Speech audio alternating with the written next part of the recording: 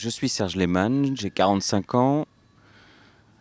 Je suis scénariste, écrivain, anthologiste, enfin beaucoup de choses dans le domaine de la science-fiction et de l'imaginaire. Et on est là pour parler d'une anthologie de 15 nouvelles françaises inédites qui s'appelle Retour sur l'horizon, qui paraît à la fois pour les 10 ans de la collection Lune d'encre chez De Noël et pour les 100 ans de la science-fiction française. Double occasion absolument remarquable.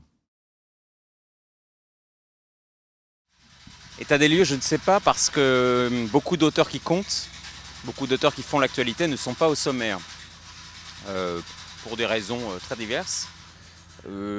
J'aurais plutôt tendance à renverser la proposition. Je crois que c'est une partie de la science-fiction qui a photographié le moment présent. Et ça donne une vision du présent et des futurs qui sont contenus en germe dans le présent, assez étrange, assez intrigante, je pense assez à l'image de l'époque qu'on vit. Ah oui, ça se fait, c'est une très belle collection. C'est une collection qui a pris le relais d'une collection totalement mythique en France, qui avait été créée au début des années 50, Présence du futur, qui a publié pratiquement tous les grands classiques, Asimov, Lovecraft, Bradbury, et qui continue de publier des auteurs qui seront un jour des futurs classiques. Donc les 10 ans de cette collection, c'était intéressant de marquer le coup. Et il se trouve, mais c'est tout à fait une coïncidence, que cette date d'octobre 2009 correspond aussi aux 100 ans de la science-fiction française. C'est un hasard, mais il se trouve effectivement qu'en octobre 1909, un écrivain à l'époque assez connu, un peu oublié aujourd'hui, qui s'appelait Maurice Renard, a publié un article qui posait les jalons de tout ce qui allait suivre, de la science-fiction, qu'on appelait alors le roman scientifique ou le merveilleux scientifique. Et ce texte est toujours valable aujourd'hui. En gros, la plupart de ses conclusions et de ses prophéties tiennent le coup. Donc, c'est assez inhabituel de penser qu'au fond, la SF a été théorisée pour la première fois par un auteur français.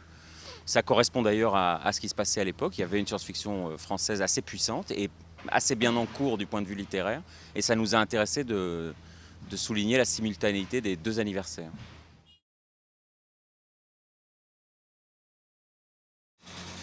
Pour des raisons qui sont très complexes, qui tiennent au désenchantement des intellectuels après la Première Guerre mondiale, désenchantement contre lequel d'ailleurs le surréalisme peut être considéré comme une tentative de dépassement et d'invention d'autre chose.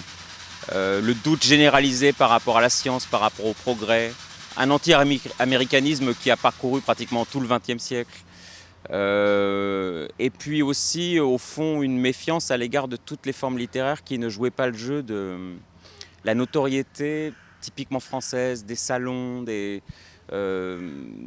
l'influence. Bon. Mais c'est beaucoup plus compliqué que ça. Il y a effectivement une espèce d'occultation de l'histoire de la SF en France qui aboutit à une situation très paradoxale. On est le pays qui a donné, disons, 2 des 4 pères fondateurs avec Jules Verne et G.H. Rosny. On est le pays qui a inventé la définition de la SF. On est le pays, ce qu'on sait beaucoup moins, ce que les Américains savent mieux que nous, qui a inventé la première collection de livres de science-fiction en 1935, les Hypermondes de Régis Messac.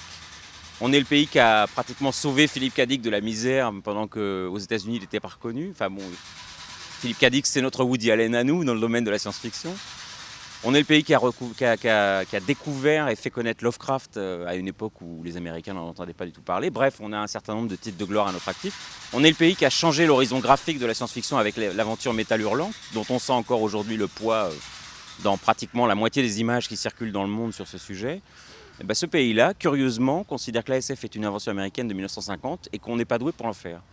Et l'anthologie est entre autres là pour rappeler un tout petit peu que c'est pas vrai, que c'est aussi simple que ça, c'est pas vrai.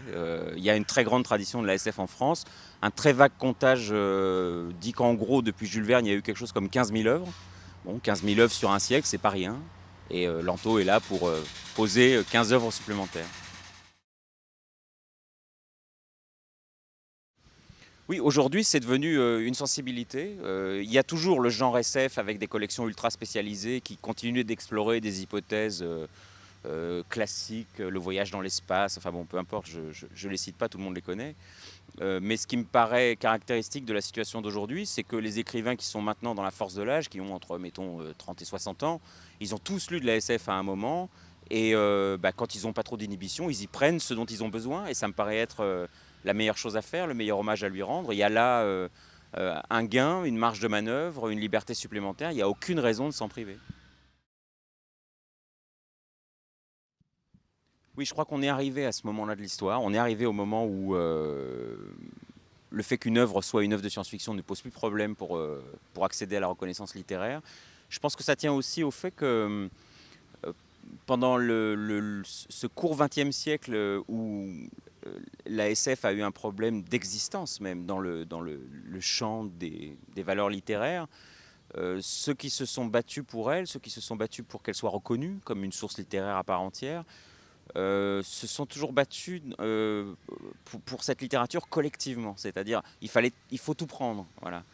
Ce que je pense, c'est-à-dire, je crois qu'effectivement, en tant que processus créatif, il y a une continuité qui va des plus obscurs fanzines jusqu'aux très grands livres qui paraissent dans les plus belles collections. Mais il me semble aussi qu'on est sorti de cette période et que la SF peut être aujourd'hui considérée comme l'endroit où des gens font une œuvre. Voilà. En ce sens, Ballard est quelqu'un qui a fait une œuvre. Dick est quelqu'un qui a fait une œuvre. En Russie, les frères Strugatsky ont fait une œuvre. En France, Michel Jory a fait une œuvre. Voilà. Et là, je crois qu'on se rapproche aussi du moment où la critique littéraire généraliste peut entendre ça. Il y a effectivement de grandes œuvres dans le domaine de la science-fiction. D'une certaine manière, ça règle le problème. Voilà. À partir du moment où il y a une grande œuvre, elle finit toujours par s'imposer. Je ne crois pas qu'il y a de grandes œuvres totalement méconnues ou perdues pour l'éternité.